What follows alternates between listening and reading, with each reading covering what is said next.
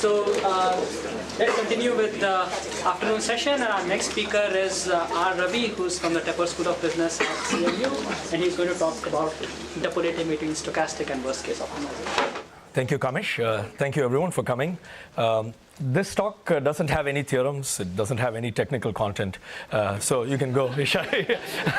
But I gave this talk, or a version of this talk, a few years ago at a Microsoft Mind Swap.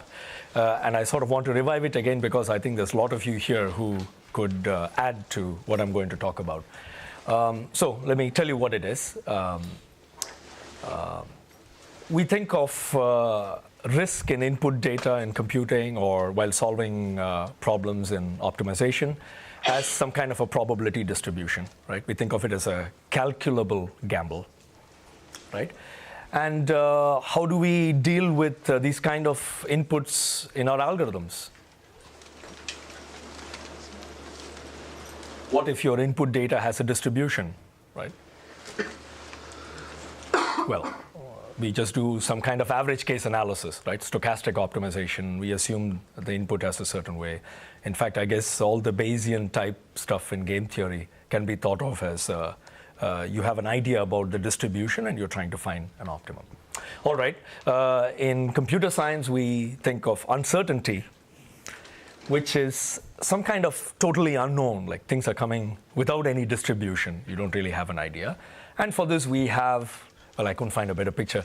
We have worst case analysis. So we do, approximation algorithms. We do competitive ratio, right? So the story was I was at a workshop several years ago in the Aladdin project, and I was working on approximation algorithms. And in this workshop, there were lots of OR people from Transportation Institute and Georgia Tech, people who work in companies like Schneider Logistics. And all that they were doing were looking at stochastic inputs, right? So then I got on that bandwagon and I sort of tried to write a few papers on stochastic optimization. So I wrote a few papers on stochastic, whatever, Steiner tree, this and that. And I always got these two complaints.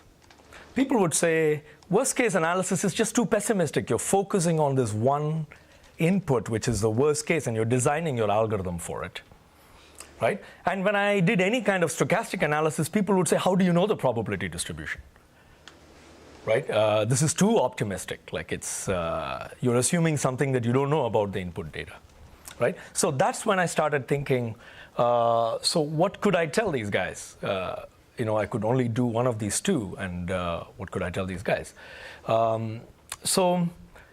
Well, I went and looked, and there are, what I could find, 3 possible responses in the literature. Okay, and I'll go through this. This is basically my whole talk. Okay, one thing I found that many people do is they relax the pessimism of the worst case input. Okay, and many of you probably already thinking of examples where you restrict the worst case input scenario that's faced by the algorithm in some way or the other, right? The other thing you could do is you could temper the optimism. You could say, yeah, I don't really know the distribution, but I can make it work for a larger class of distributions, right? So hyperparameters, like, distribution over distributions, things like that, right? I've seen several approaches to try this have-it-all approach. What is a have-it-all approach? I want to build the algorithms that do the best of both worlds. The pessimistic world of worst-case analysis and the stochastic world of the optimistic input, right? And what I'd like to do, I'd like to, pick your brains on and think about is, can we build a version that's distinct from these 3 in the following way? I want an input model, right, just like stochastic or worst case, which interpolates between these 2 extremes. And it has a lever in it. So when I set the lever to one end, I recover worst case. When I set it to the other end, I get the average case, or the stochastic input. And at the same time, I want to use this model to try to derive an algorithm which, if it knows the value of this parameter, where it's set between 0 and 1, right, can also smoothly interpolate between the performance of the best worst case algorithm and the best average case algorithm, or the stochastic algorithm, Okay, so let me I'll build up the case for this model. I'll show you a specific case of this model. And then before that, I'd like to go through these examples quickly, okay? And then I can tell you how it might be different from what I'm talking about. Okay, so this is where I am. The next section, I'm going to talk about a set of papers. They are by, they're basically incomplete and only representative of the points I'm trying to make, okay? So you may have a lot of related work in this area, but, please bear with me. Okay, so relaxing pessimism, we know lots of examples. Almost any example of an algorithm that works on restricted classes of inputs like, bounded tree width graphs or bounded genus graphs, right? This is an example of saying, okay, I don't have to be really so pessimistic, I'm going to get something slightly better, okay? So that's like a very simple example of relaxing my pessimism. A slightly related one is, on my pessimistic corner, right, I'm going to make it slightly optimistic by throwing in a little distribution, okay? And what I get is smooth analysis, right? So I have this really bad instance, and I throw a little perturbation around the bad instance, okay? And then I'll ask, what's my expected performance, in this case, running time, right, over that perturbation of the bad instance. And of course, I try to make it polynomial in terms of not just problem size, but also variability of the bad instance. Okay, so I would think smooth analysis is really a way to try to get at this pessimism of worst case analysis. And in fact, one of the very popular results from smooth analysis is the expected polynomial time of very good algorithms like LP, like the simplex algorithm for LP, right? So in some ways, I don't really think of this as meeting my need, because I think this approach is really about explaining the unreasonable effectiveness of some algorithms, which are very popularly used but have this bad worst case bound. Okay, so it doesn't help me out so much in the case of trying to trade off between interpolating between worst case and average case. Okay, so that's why this is great, but this is like an example of something I want to think about. Well, there are a variety of papers on trying to temper optimism. Now I start with stochastic programming. So I start with the stochastic programming model, right? And then I say, look, I'm not really interested just in expected performance. Maybe I'm interested in how bad it can be 5% of the time, right? And so, for example, the guys in financial optimization call this value at risk, right? So you can throw all these kind of risk measures on top of your expected optimization function, right? So that you're not being like so optimistic about expectation. You're worried about that tail end of your expectation. Okay, so for example, this is a paper by one of ENU students, I think, Anthony Manchoso, I think, and Zhang. So you can introduce a measure into stochastic optimization that makes it look more like worst case. Okay, and in some sense, you can tweak the parameter in how you are skewing the portion of the expected value that you're looking at, so that when you vary that parameter to the logical extreme, it really becomes like worst case from the set of all possible scenarios in the stochastic optimization problem. Okay, so again, I'm not defining these things very carefully, but I think the idea is that don't take expectation, take some tail value. Okay, so that's a really great idea for trying to build this lever. Okay, well, we have this whole sort of field of what's called distributionally robust optimization. It was started by Scarf, I think, maybe even before that, when he introduced this famous news vendor problem, right? He said, I only know the mean and the variance of the demand for the news vendor. I don't really know what distribution it's coming from, right? So therein he introduced the idea of a hyperdistribution. Like, take any possible distribution with this mean and variance and tell me how bad it can be, right, when you optimize. So that's another example, like the coherent risk measures, of trying to figure out how I can move towards being, a little more pessimistic, not just assume the whole distribution away. Okay, and there's lots of papers after that, particularly by and later, Bertsima, Sim, NU students, and so on. Okay, so right, so I'm just building up the case of examples of tempering optimism now. There's more papers. I think Shipra has one with Yin Yu and Amin on, and Yicheng on correlation robustness. So here again, the idea is, the distribution that's coming at me, right? I'm assuming it's like, it could be fairly complicated. It could have all kinds of correlation among itself, right? But I'm not going to worry about it. What do I lose? So they measure this thing using something called correlation gap, okay? These are ideas of trying to, get out of this. Right, now let's go to the have it all, the third bucket, okay? The third bucket of approaches is, there are these universal methods. So probably the most famous example is, I want to give you a solution to the problem you're trying to solve, the optimization, which is very good for like almost any input you can give it. So in some sense, I don't care about the space of scenarios, right? I'll just give you this one solution, you specialize it to your input, and it'll work reasonably well.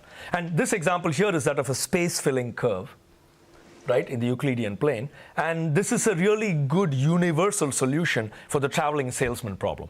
In other words, you give me any set of nodes in this space-filling curve, right? The space-filling curve gives me a permutation, like a walk through all of these grid points, right? If I take the induced ordering on that space-filling curve between these points, it gives me a log n approximation to the best possible TSP solution that you could have computed with a lot of effort offline. Okay, so this class of algorithms basically just forgets about the input. It says, for all possible reasonable input subsets in this case, right, I'll give you one algorithm. Okay, now if you think about it, there are many algorithms like this. Like, for example, we have robust algorithms and we have incremental algorithms. I'll tell you what these are. Most of you probably know this already. A robust algorithm is one where I give you one universal solution, and then after I give you the solution, you decide what size you want. Okay, and I'll just take the prefix of my solution with that size, and it'll be close to the best possible for that size. So as an example, if I gave you a weighted graph and I want you to find a maximum matching with k edges in it, okay, what would a robust solution do? This was a paper by Haseen and Rubinstein. They would give you one maximum matching of size n over 2, right? And you pick your k, they'll take the top k edges, and it would be like a 1 over root 2 approximation to the best maximum matching of size k. Okay? In fact, it's actually the maximum matching that maximizes the sum of the squares of the weights that has that property. Okay? So that's an example of a kind of a universal robust algorithm. Okay? So I don't have to care about the distribution. I just kind of give you this stuff and you pick what you want to do. There's this idea of an incremental algorithm. This is again very similar to this, where I want to solve the k median problem. I don't know what k is yet, but I'll just give you a permutation of the facilities, so that you pick the k. Then I'll take the first k medians in my permutation, and it would be like an 8 approximation algorithm for the best k median problem for that k. So in one swell soup, I've kind of gotten all of these solutions in one shot. Okay, so these are examples of have-it-all algorithms. Okay, now I'm going to move from have-it-all towards something that's closer to what I'm trying to do, which is best of both. Okay, what is best of both? Best of both try to trade off the two extremes. If you think of the two algorithms that you're working with as a pessimistic and an optimistic extreme, right? A best of both algorithm, in this case, this is a definition from this paper by Madian, Nazarzadeh, and Amin Saberi. It says, if you give me a pessimistic algorithm P and an optimistic algorithm O for a minimization problem, I'll call myself gamma P, gamma O balanced. With respect to the algorithms, P and O, if my value, think of it as objective function value, on an input is at most gamma P worse than the pessimistic algorithm, and at most gamma O worse than the optimistic algorithm. Okay, so this is again an attempt, like suppose think of P and O as being the worst case and the stochastic algorithm, right? You're trying to simultaneously meet both of them. But what I want you to be careful about or note here is that your performance is not with respect to some kind of, offline or best possible solution to the instance you got. It's with respect to two algorithms that you're trying to trade off between. So your objective function is actually, your target is not the best solution to the problem or the instance. It's actually the best performance guarantee given by some pair of pessimistic and optimistic algorithms. Okay, so that's an example, and they, for example, gave, you think of gamma as 2, they give a 2,2 balanced approximation algorithm for, for a resource, a very general resource allocation framework in this paper. So, for example, for online Steiner tree, right, the pessimistic algorithm could be or generalized Steiner tree even. The pessimistic algorithm could be like a log n approximation for the worst case, right? And some kind of optimistic algorithm could be something where you know the distribution and you get a constant. And these guys will try to come within factor of 2 of both of them. Okay, but it's only with respect to those algorithms, right? They're not saying anything about like the optimal solution for some hybrid input, right? So that's the thing that I'm trying to fix in this definition. All right, more. We have seen papers on AdWords. Okay, I'm sorry, I'm not really defining the problem here, but this is like an online bipartite matching algorithm, right? And we know that the ranking algorithm, this random permutation algorithm, has a 1 minus 1 over E pessimistic guarantee. Okay, that's the worst case guarantee. And there are several arrival models where you assume randomization, for example, the random arrival model, where you can come within 1 minus epsilon. Okay, under some mild assumptions. Okay, there are these papers of Devanur, Hayes, and several authors after that. Okay, and this paper, again, recently from Wahab Mirokni, Shayan, and Zadi Moghadam, they again say explicitly, in this paper, we design algorithms that achieve a competitive ratio better than 1 minus 1 over E on average, while preserving a nearly optimal worst case competitive ratio. Ideally, we want to achieve the best of both worlds. That is, design an algorithm with the optimal competitive ratio in both these arrival models. Okay, we achieve this for unweighted graphs, but they show lower bounds that you can't do this for weighted graphs. Okay, so this is another example of an algorithm that's trying to achieve best of both. Okay, looking at the pessimistic and the optimistic. All right, what else I've got? I've got one of Alexander. I guess he isn't here yet. This is the one where they tried to do it for bandits. Okay, I guess here the bounds are about regret. They are regret bounds. Okay, it's a different measure. Okay, it's not the traditional approximation measure I've been talking about so far. And again, they're trying to combine the worst case regret for adversarial rewards and a polylogarithmic regret, which is much better when you know the input and it's stochastic. Okay, so I think I've given you a good example of the type of things that are out there that are trying to trade off worst case and stochastic inputs. Okay, I'm sure there's probably lots more that I missed. I'm thinking there's probably a lot of these types of algorithms, many of them more in games, algorithmic game theory. There's probably lots of these models that try to do this trade-off that I missed. And maybe others also in fields that are not really computer science, but are more firmly rooted in stochastic inputs like statistics or, right? Anything I missed particularly? Yeah, Janardhan. So an optimal algorithm for your problem doesn't fit in your best of both worlds, right? But, so the problem with defining optimal is what is the input model, right? No, I'm saying if there is like the problem is polynomial tensorable, right? So then you don't really need to know the input, right? I mean, so you're saying you want an correct. algorithm which doesn't even take input. It should. No, that's like a universal algorithm, right? So I'm just trying to define. You're absolutely right. If my problem is easy to solve, right? So I guess I'm actually confusing two issues here, so I have to be careful. Okay, suppose it's a static problem. Okay, so I'm just going to get this one input and I'm going to run it through the algorithm and solve it, right? And if the solution method is easy for any input, then I don't care whether the input comes adversarially or stochastically, right? I don't see any deterioration in performance between the two extremes. But it could be the case the problem itself is easy, but when the input comes, say, one by one online. There are online optimal algorithms. That's true. So you're absolutely right, yeah. The trading off is only an issue when I see a noticeable deterioration in quality in going from a very good stochastic input model to an adversarial model where I don't know what's going on. Yeah. Okay. Yeah. So that's really a great point. Yeah. This is only in the case of quote unquote hard problems. Yeah. Any other comments or observations, any of you? So there's work by Tim Roughgarden and Jason Hartline where they were doing this prior robust Bayesian auctions. And Right.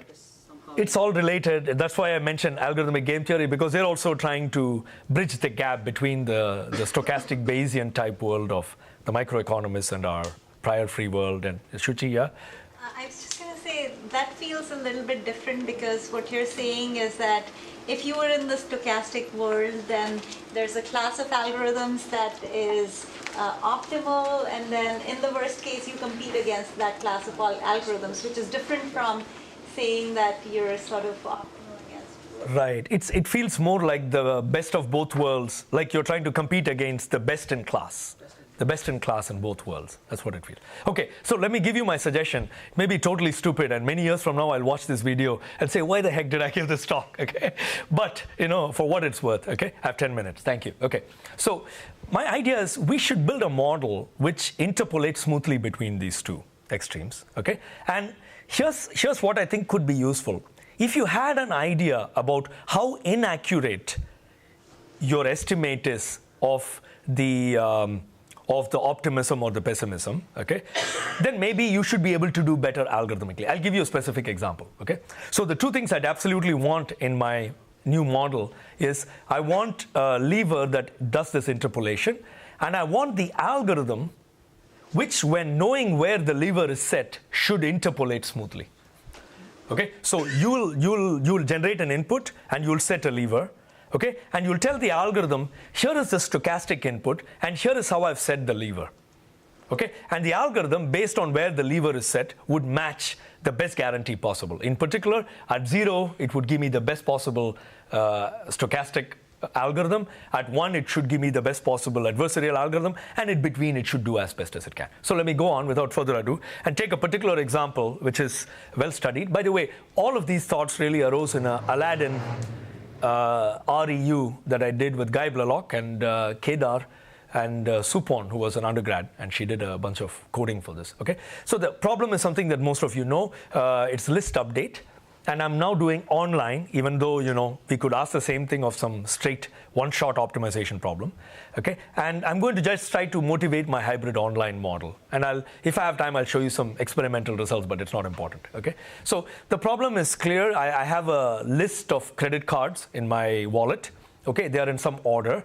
I get a sequence of requests where I need to use one of my credit cards. Okay, and the cost of accessing the ith element is I have to walk down the list, and it'll cost me I steps. But once I get it, I can put it anywhere in front.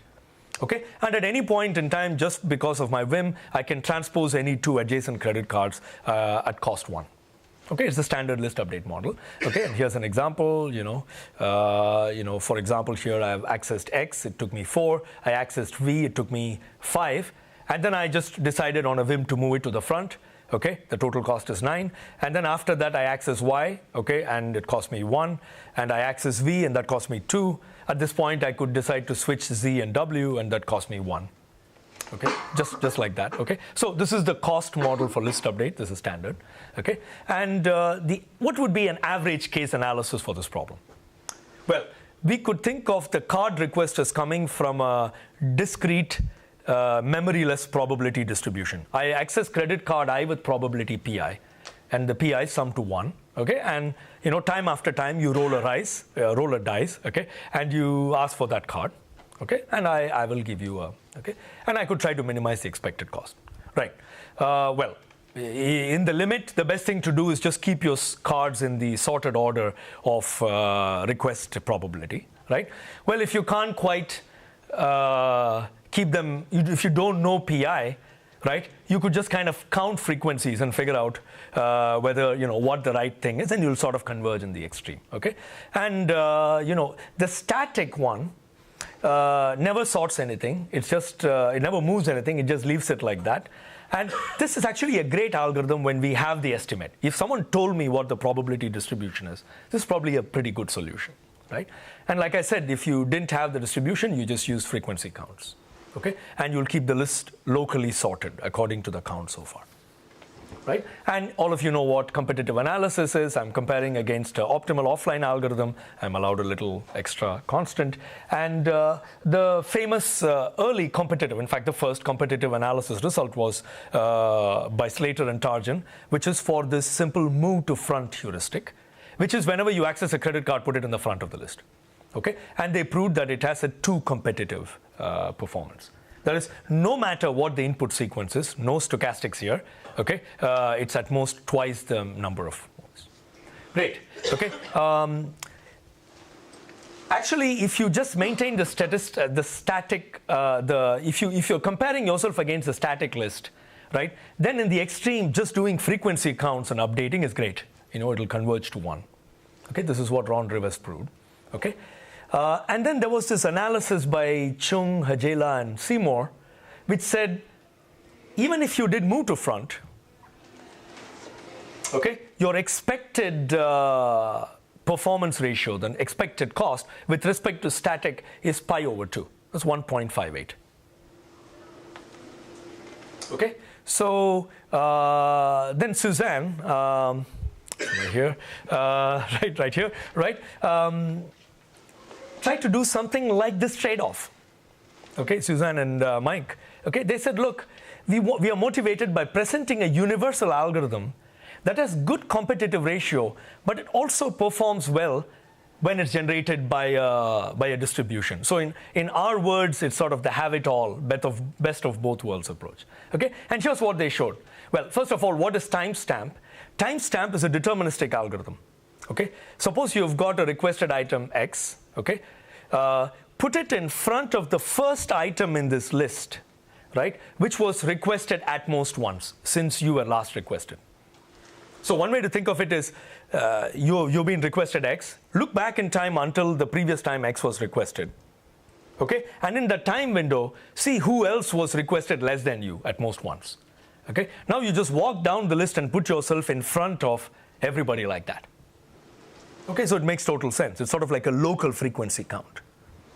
Okay, and so this is the timestamp algorithm that Suzanne suggested in her SODA 95 paper. Okay, timestamp is too competitive, so it's actually as good as move to front, right? And the expected performance of timestamp with respect to the stat is better than pi over 2.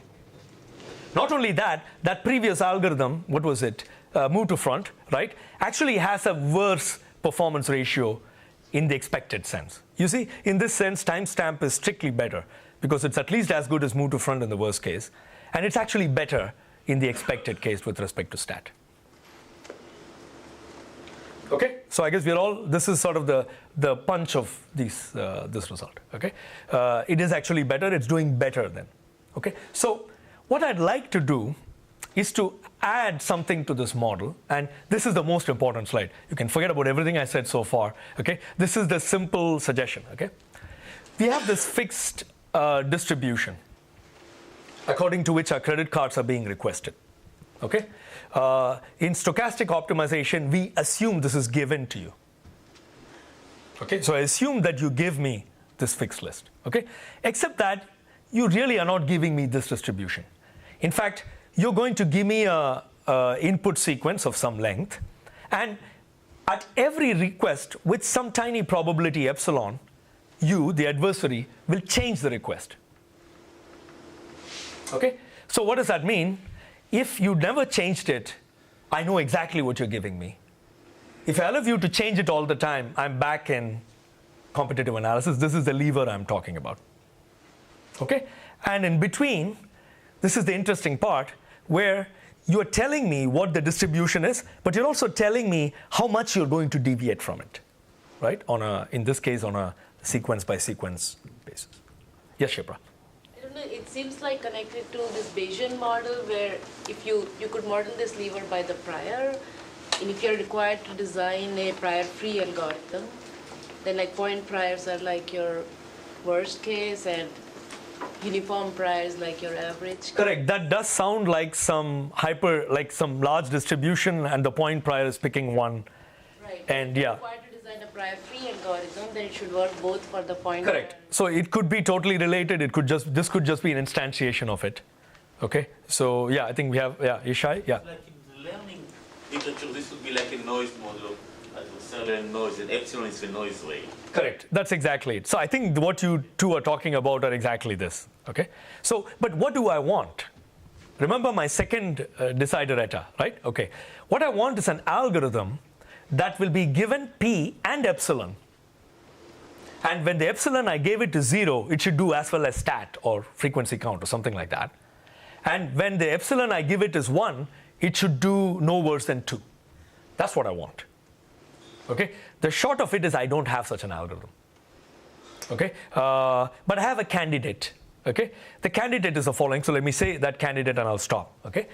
The candidate, so this is the Desiderata, we have the model, but I want this, this trading off algorithm, okay, which matches at both ends. Okay? The candidate algorithm is something we call move-from-back parameterized by epsilon, which you give me, right? Epsilon is the adversarial perturbation.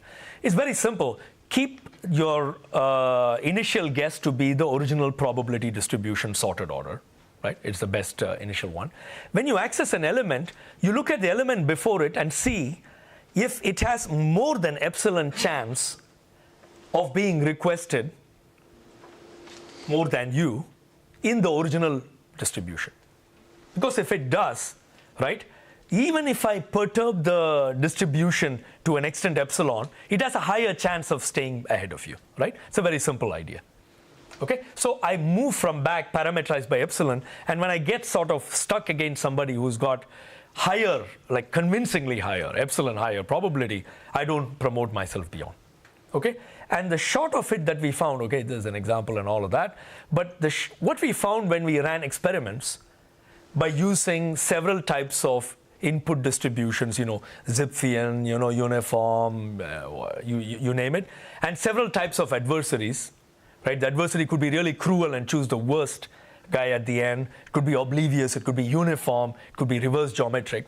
Right? It always turned out we got pictures like that, where our algorithm, this purple line, right, was never worse than the worst of the other two in terms of expected competitive ratio. Okay, and here I have to be careful. This is an important point, so let me make it. When I'm comparing my move from back or any algorithm, right, which is given the distribution in epsilon, what I'm computing is the optimal offline solution for that distribution, which is bloody hard. Okay, I have to do it by some expensive dynamic programming, so I could never get beyond 100 sequence, right, sequence of size 100. But I compared the optimal cost versus the cost of my algorithm. Right? And I generated many times, and I took the expected value of the ratio. Maybe that was bad. Maybe I shouldn't not have done expected value of the ratio. But it always turned out that our algorithm seemed better than these two, sort of the Desiderata. Okay? But we couldn't prove that its expected competitive ratio goes between this and this. So just to finish up, right? The performance really depends on the type of adversary. It seems to be better than the worst of stat and move to front. Okay, so our conjecture is what's called the not the worst conjecture. The average competitive ratio of move from back epsilon, right, is not the worst among the three. Okay, what's probably not true is that it is the best of all three. Okay, I don't think that's true, but I think it's not the worst. Okay, so in that slightly pessimistic but somewhat optimistic note, I'll end and take any more comments or questions. Yeah.